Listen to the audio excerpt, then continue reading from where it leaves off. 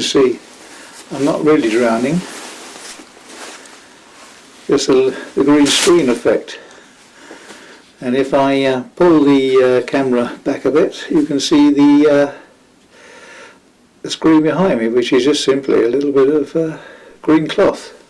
You can see how sort of dead basic it is, and yet you can produce amazing effects from all over the world.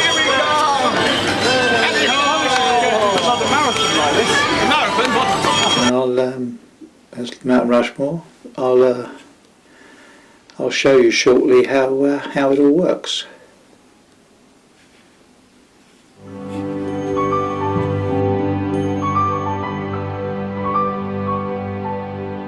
So here we got the two basic clips up on the board. That's the C clip, and this is the clip of me. At the present this is untreated, so you can see the green screen there. If I play the C, you can see the C moving there. Don't need all that, so I'll decide at which point I'll cut this off. Around about there. Press S on the keyboard to split, and then delete the right hand side, the surplus bit. Right, now have a look at this. Now get to the point where we want to start the put that down to the sound effects. That's the sound of the C. Get this green screen clip to the point where I start shouting for help. Let me clip off the start of that. Again, press S. Separate those, and then just delete those two little tags. We don't want those anymore. So the clip now starts immediately, the voice starts shouting for help. So we put that across above the C. At the moment you can see there's no, the C doesn't show through, and that's the point where we want to cut it. We want to change there from the green screen effect back to the studio shot of the green screen. So we get that transition between the effect and what's actually happening in the studio. Now I go down to video effects and click on chroma key. That's the green screen, and then click on select green screen, because obviously the colour we got here is green. Take the effect up and put it on that section. This board then appears, and we then go down to the eyedropper icon there, and take that up and put that on the green. That will then tell exactly what mixture that green is, and you can see the two greens now are exactly the same. All we've got to do now is just to adjust the high and low thresholds here to get the best result. Usually find that the high threshold comes down and the low threshold goes up slightly.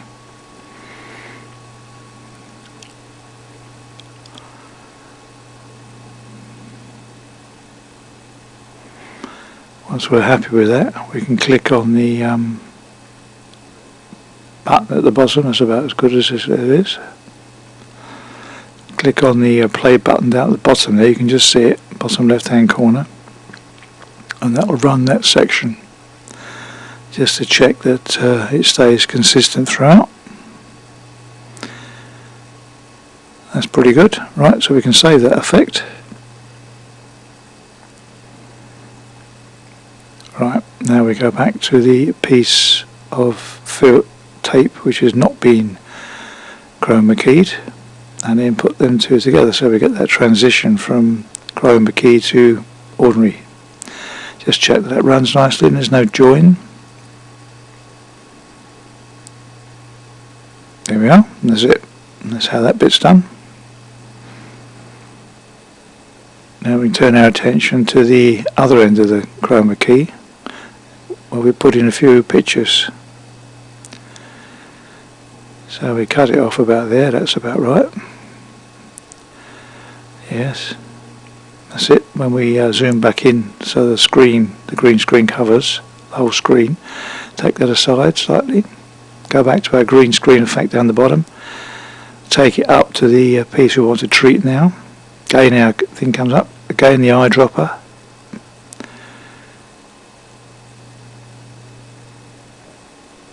Click on that and it gets the exact colour again. Another interesting effect here, which I'll show you this time, is we can show the mask only. So when we play around with the low and high thresholds, click on show mask only and you can actually see just in black and white exactly, so you can check that there's no, that's it. Now you can see the black area will be the transparent area, and as you can see there's no black area showing on me at all. If that was, then obviously there might be a problem with the lighting, and it would mean that it would the green screen effect would show through my body, which we obviously don't want. So that's fine. So we'll put that up there, quite happy with that. Now we go back to our media pool down the bottom. Click on that and then we can bring up some of these pictures we've got for the background. Here's rock.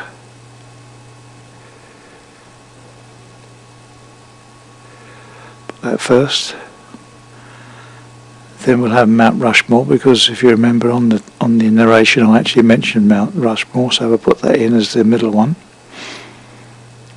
So you can just stretch that to fill the space. And finally the picture of the boats and the sunset. And again you can click that in and just fill that out to fill the space. And we just run that. Watch the screen in the bottom right hand corner.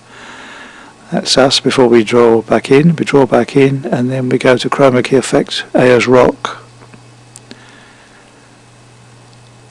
Mount Rushmore,